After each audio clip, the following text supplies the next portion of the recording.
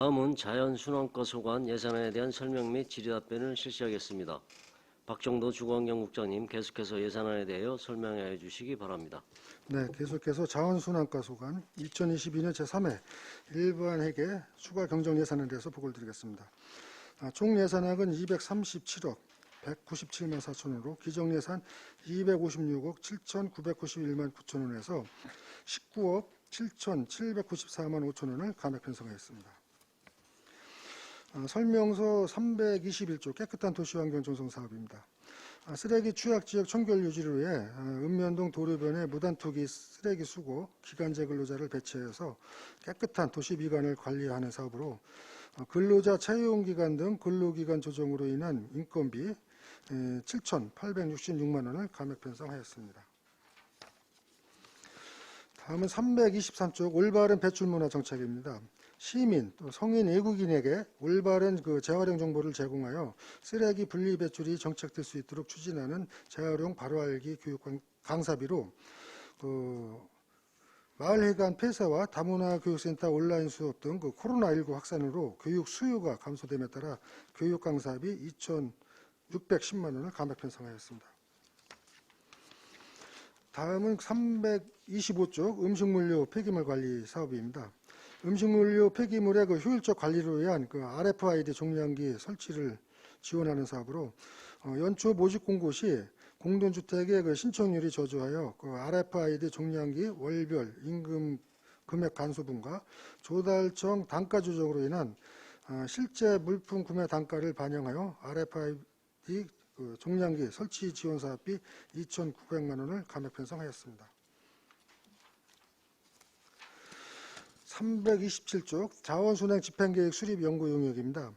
자원순환법에 따라 자원순환 사회로의 전환을 촉진하기 위하여 투자계획의 연차별 시행계획을 수립 시행하는 법적 사업으로 경기도 자원순환 시행계획의 미수입에 따른 안성시 자원순환 집행계획 수립이 불가하여 사업비 2,200만 원을 감액 편성하였습니다. 2023년도 경기도 시행계획 수립 후 안성시 집행계획을 수립을 하도록 하겠습니다. 다음은 329쪽 소각시설 운영관리 사업입니다. 관내 발생하는 생활 폐기물의 안정적 처리를 하기 위한 사업으로 평택 에코센터 실시협약 타당성 검토 자문 집행잔액 955만 원과 수도권 매립지 생활쓰레기 반입 할당량 축소에 따른 이송처리 수수료 5천만 원을 감액 편성하였습니다.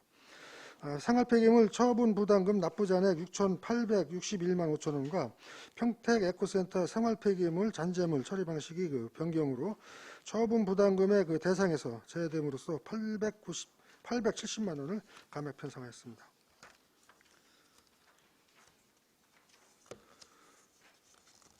다음은 333쪽 소각시설 확충 사업입니다.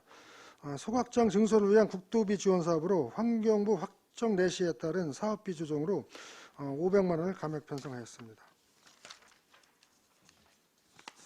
다음은 333쪽 생활자원해수시설 운영관리입니다.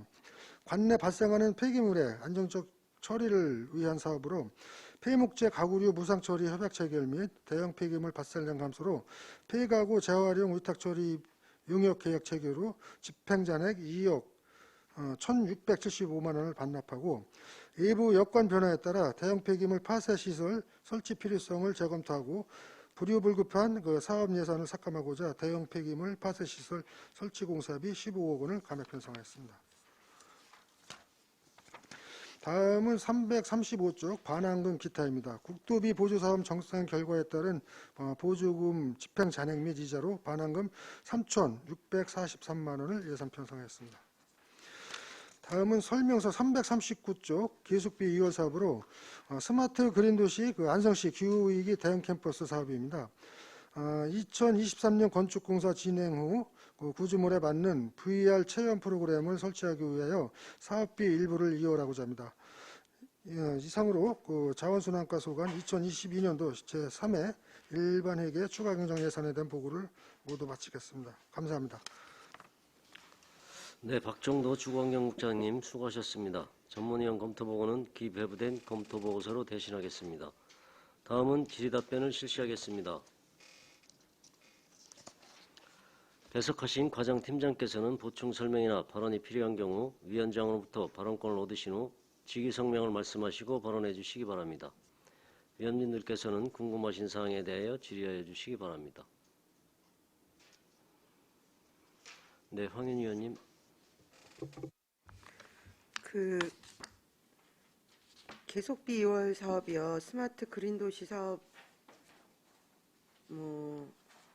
사업 내용 좀 설명해 주시면 좋을 것 같고요. 보면 21년, 22년 예산액 확보는 30억, 87억 계속됐는데 거의 집행이 안 된 채로 원래 15억 정도 집행이 되긴 했는데요. 72억 집행된 거네요. 죄송합니다. 15억 남은 거고 이 사업 내용 좀 설명을 해주시면 좋을 것 같습니다. 네, 설명을 드리겠습니다. 이 스마트 그린 도시 사업은 환경부 공모사업으로 추진된 사업입니다.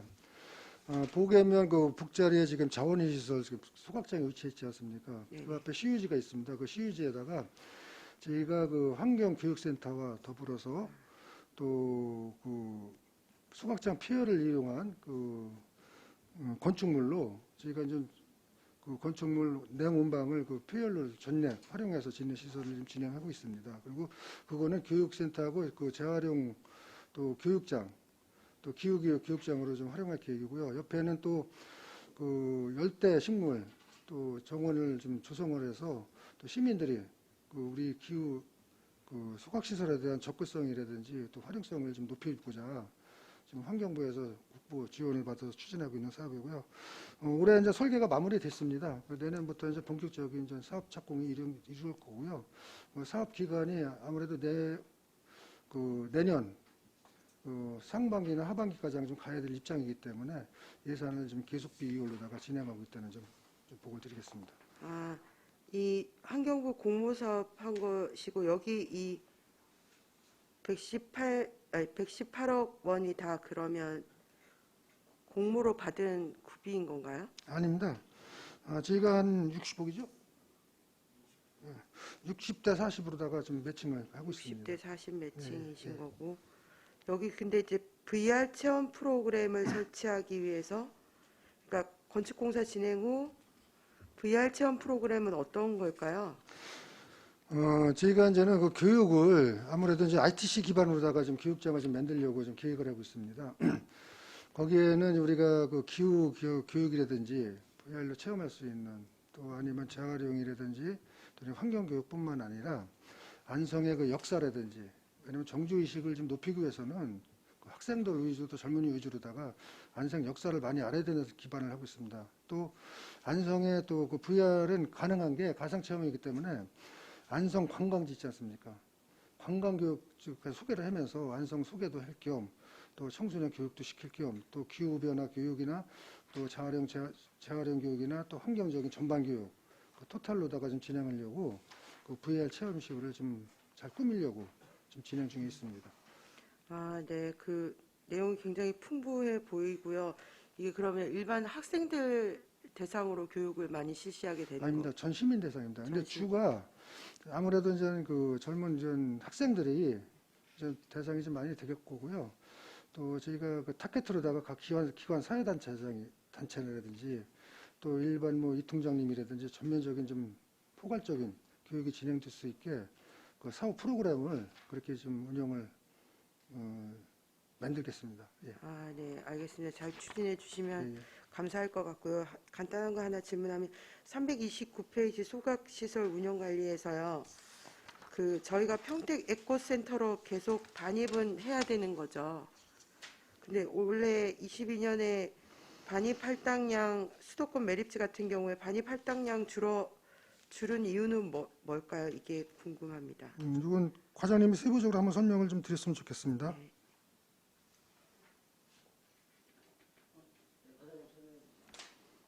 네, 자원순환과장 송석근입니다. 수도권 매립지에 반입을 하게 되면은 할당량을 받습니다. 지금 아시다시피 2026년도에는 전량 지금 매립이 금지되거든요. 그렇기 때문에 지금 수도권 매립지에서도 매립량을 지금 점차 축소를 하고 있습니다. 그래서 우리가 올해 뭐 예를 들어서 3,401톤을 받았으면 내년에도 3,401톤을 받는다는 보장이 없습니다. 조금씩 줄어듭니다. 그래서 지금 감액에 따른 우리 당초에는 작년도 수준으로 예산을 잡아놨는데 할당량은 예산이 끝나고 책정이 되니까 그래서 이게 좀 남은 예산입니다. 아, 네, 알겠습니다. 네, 이관실 의원님. 네, 이건실 의원입니다. 333페이지 생활자원회수시설 운영 관리에 대해서 여쭤보겠습니다. 지금 폐목재 가구류 무상처리 협약을 체결했다고 그러는데 이게 언제 한 거고 어떤 내용인 거죠? 혹시 자원순환과장 팀장님께서- 송석근입니다. 예, 네. 제가 답변. 과장님. 예. 워낙 이제 폐목재의 종류에는 주로 이제 가구가 있고 소파류가 두 종류가 나눠지게 되어 있습니다. 근데 이제 그 전에는 저희가 그 폐가구 소파 그런 거로 수집 운반비하고 처리 비용을 다 해가지고 민간한테 위탁을 줬는데 최근 이제 전체적인 경기가 나빠지면서 원자재가 없습니다. 시멘트 이게 주로 이제 이걸 파쇄해가지고 시멘트 공장이나 이런 데로 들어가야 되는데 원재재가 없다 보니까는 그런 걸 취급하는 업체에서 원료 수급을 원활하지 않으니까 저희한테 돈 받고 돈을 저희가 주고 처리했었는데 지금은 무상으로 처리를 해줍니다. 그래서 저희가 6월 달에 그쪽 이제 가져가는 안성업체하고 무상 계약을 맺었습니다. 그래서 무상 계약을 하다 보니까 그동안 이제 처리비를 했던 거를 이제 예산이 좀 남게 됐습니다. 마찬가지로 또 추가로 말씀드리면은 워낙은 이 15억이라는 돈을 들여서 저희가 자체로 하려고 했습니다. 근데 지금 이제 이게 바뀌니까는 이제 소비수 이게 이제 처리 계통이 처리가 이제 원활하지 않게 이게 바뀌니까는 저희가 이 사업을 사업성이 없다고 판단해가지고 지금 이제 15억을 반납하게 됐습니다. 보충 답변 좀 올리겠습니다. 네. 의원님. 이제 예를 들어서 폐 가구나 폐목재나 이런 폐기물은 대외 여건의 변화에 따라서 처리 방향이 상당히 많이 변화가 될 수밖에 없습니다. 그래서 요새 이제 에너지 우크라이나 전쟁으로서 에너지 문제가 되니까 각 시멘트 공장이나 이런 데서는 폐목재를 파쇄한 거를 원료로 쓰려고 많이 요구가 돼 있기 때문에 저희가 그동안 돈 주고 처리하던 게 서로 달라고 그러니까 이제 협약이 아까 그런 상황입니다. 빨리 가져가서 좀 조기 칠 수 있는 여건이 변경이 된 거죠. 더불어서 저희가 그동안은 항상 매립장감 한 구퉁이에 폐목재라든지 폐가구리가 항상 쌓여 있었습니다. 처리할 데가 없어서. 그런 시기에는 저희가 자체적으로다가 파쇄해서 또 돈을 주고 처리하려고 계획을 했었습니다. 그랬던 게 이제 대외 여건이 변화가 되니까는 그렇게 이제 무상으로다가 가져가는 업체들이 많이 늘은 거죠. 그래서 저희가 이렇게 협약을 하고서는 일단은 소진을 지금 거의 다 해가고 있습니다. 그래서 이게 또 새로운 여건을 변경될 때까지는 잠정적으로다가 우리 투자를 하지 말고 이런 여건의 흐름에 따라가고 이후에 또 여건 변화가 되면은 다시 그때 예산 편성을 해서 또 대응하는 방법이 낫겠다. 이런 방안에서 저희가 지금 요 추경 때 그 사업을 다 정리하는 겁니다. 네. 이 6월 달에 됐다고 그러면 사실은 2차 추경 때 이거 감액했어도 됐었던 내용일 것 같은데. 그때도 추이를 계속 지켜보고 있었습니다. 이게 지속될 거냐, 한시적인 거냐. 그런 문제점이 있었습니다. 네. 네. 그렇다면 이제 여기에서 하나만 더 여쭤보면 이게 저희가 이제 전자제품은 이제 무상으로 가져가죠. 무상으로 가져가는데 그러면 이 가구나 소파 같은 경우도 이제 무상으로 그럼 시민들이 처리를 하실 수가 있나요? 그거는 아직 그런 여건이 안 돼 있고요. 전자제품은 생산자 원칙에 의해서 전자회사에서 비용 부담을 하고 있는 겁니다. 가끔 재활용이라든 그런 시스템까지 마련이 돼 있기 때문에 저희가 그 관련 협동조합을 통해서 요청을 하면 다 회수해 가는 거고, 좀 폐목재라든지 이런 쪽에는 아직 전환이 지금 안 되고 있습니다. 장기적으로 보면 그런 방식으로 가는 게 좀 맞겠다는 생각입니다. 그럼 이제 수집 운반비는 들어간다 손 치더라도 처리 비용에 대한 부분이 지금 없기 때문에 사실은 시민분들이 폐가구나 소파를 할 때도 이 비용에 있어서는 좀 절감 효과가 있어야 되는 게 아닌가 싶은데요. 그건 이제 저희가 조례로다가 폐목재 폐가구인데 그게 분담료를 보면은 비용을 100%를 다 내는 게 아닙니다. 그동안 시비가 가구 시민들이 내주시는 부담률이 제가 봐서는 한 50% 내외 정도 비용만 부담해 왔었고, 또 그동안에 이제 시위에서 이제 비용 부담을 해서 총괄 처리했다고 그렇게 보시는 게 좀 합리적이고요. 또 이게 당장에 아까 제가 말씀드렸지만은 이런 그 대외적인 여건이 상당히 또 유동이 됩니다. 그래서 저희가 그 체계를 그 여건하면서 그 순간적으로 이렇게 바꿀 수 있는 체계는 아직 아니지 않습니까? 저희가 조례를 뭐 변경해야 되는지 뭐 어떻게 고시나 입법적으로는 적이기 때문에 그런 추이에 따라서 이게 장기화되면은 아까 의원님 말씀하시는 거에 좀 반영이 될 수 있겠지만은 저희가 이번에 정리를 하지만은 이것도 한 내년 후년까지 한번 더 지켜볼 입장일 수밖에 없습니다. 그럼 협약 체결하면 이게 언제까지인가요? 이게 단년도로다가 아마 체결한 걸로 알고 있습니다. 6개월씩 그러면 연장이 되는 6개월이 건가요? 아니라 네, 팀장님 말씀하셔도 될까요? 네, 자원순환과 자원시설팀장 원성대입니다. 제가 추가 설명을 좀 드려도 될까요? 네. 국장님 설명하신 바와 같이 무상협약은 6월에 진행됐고 협약의 기한은 일단 내년 말까지 2년, 그러니까 협약일로부터 한 1년 반 정도 기간 동안 협약은 체결을 했습니다. 그런데 이제 대외적인 여건에 따라서 처리비가 어떻게 변동될지 모르기 때문에 저희가 2회 추경 때 반납을 하기보다 조금 이제 사업의 결정을 좀 유보하기 위해서 좀 가지고 있었던 부분이 좀 있었고요. 만약에 처리 비용이 또 다시 상승 요인이 생긴다. 그러면 저희가 외부 위탁 비용을 다시 세워야 되거나 자체 처리 시설에 대한 사업비를 세우거나 이렇게 처리 방안을 다시 마련을 해야 되는 상황입니다. 네. 근데 이런 상황이 그 관련 업체들 의견에 따르면 한 2, 3년 이상은 지속될 걸로 이렇게 전망을 하고 있습니다. 그럼 그 협약 체결에서도 뭐 외부 요인에 따라서 그러면 이 비용이 뭐 추가가 될 수도 있다라는 뭐 이런 항목들이 있어서 지금 더 추이를 지켜봐야 된다고 얘기를 계속 하시는 건가요? 협약서 내용에는 일단 무상 처리 비용은 못 박아진 사항이고요. 그리고 그 처리 과정에서 민형사상의 책임도 처리 업체가 지는 걸로 협약은 돼 있습니다. 그러니까 처리 비용이 무상 협약 전제하에서는 처리 비용이 늘어날 일은 없지만 상호 이제 협약에 의해서 그 협약 기간을 뭐 폐기를 한다든가 이런 협의는 가능할 걸로 판단을 하고 있습니다. 네. 네. 일단은 이 폐가구 위탁 처리 비용이 지금 한 2억 1,600 정도가 지금 절감이 된 걸로 나와 있고 앞으로는 이 부분이 한 기정 예산을 한 7억 정도로 잡아 놓으셨는데 4억 9,500이 이번에 경정 예산으로 하셔서 지금 반납이 이루어진 것 같아요. 그러면 한 7억 정도를 이 폐가구 재활용 위탁 처리비로 보면 되는 건가요? 네, 맞습니다. 순수한 목재류 폐기물은 그 정도 금액이 드는 겁니다. 아, 그러면 이게 이제 위탁 처리에 대한 이 부분을 위탁비를 변동을 시키는 때가 언제쯤이라고 보십니까? 그거는 정확히 이제 대외적인 여건을 좀 관망을 좀 해봐야 되는 거고요.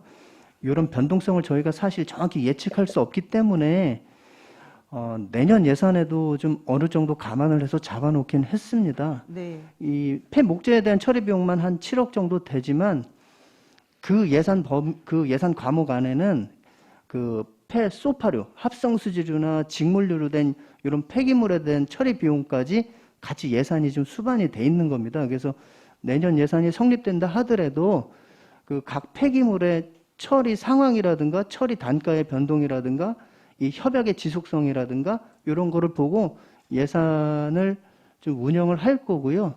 예산이 또 남는 부분이 있다, 반납해야 될 부분이 있다. 그러면은 늦지 않게 1회 추경에 조기에 반납하도록 하겠습니다. 이게 그러면 내년도 2023년도 본 예산에도 7억이 들어갔다는 얘기인가요? 7억 이상이 들어가 있습니다. 왜냐하면 아까 말씀드린 것처럼 순수한 목재료 폐기물 처리 비용만 저희가 그렇게 잡았었던 거고요. 거기에 이제 폐 매트리스나 폐합성 수지류나 가죽류가 들어있는 폐 소파류나 이런 폐기물들은 사실 무상 처리가 안 되기 때문에 그 처리 예산을 가지고 가야 됩니다. 네. 네, 알겠습니다. 하나만 더 여쭤보겠습니다. 335페이지 반환금인데요. 2021년도 국고보조금 반환금 예산 반영에 보면 재활용품 품질 개선 지원 사업이 있다 그랬습니다. 이게 어떤 사업인지 좀 설명 좀 부탁드리겠습니다. 네, 팀장님 설명 드릴까요? 자원재활용 팀장 김지현입니다. 재활용품 품질 개선 지원 사업은 투명 페트병 별도 분리 배출제가 시행이 되면서 그 재활용 그 선별장에 직접 기간제 근로자를 고용해서 거기 가서 투명 페트병을 분리 수작업을 하는 그 인건비를 국고보조금으로 지원한 사업이 있어서 그 사업에 대한 인건비 집행 잔액이 일부 있다는 말씀을 드리겠습니다. 네, 알겠습니다. 이상입니다. 또 다른 질의하실 의원이 계십니까? 더 이상 질의가 없으시므로 자연순환과 소관 예산에 대한 설명 및 질의 답변을 모두 마치겠습니다. 이것으로 오전 일정을 마무리하고 점심 식사를 위하여 2시까지 정회하도록 하겠습니다. 정회를 선포합니다.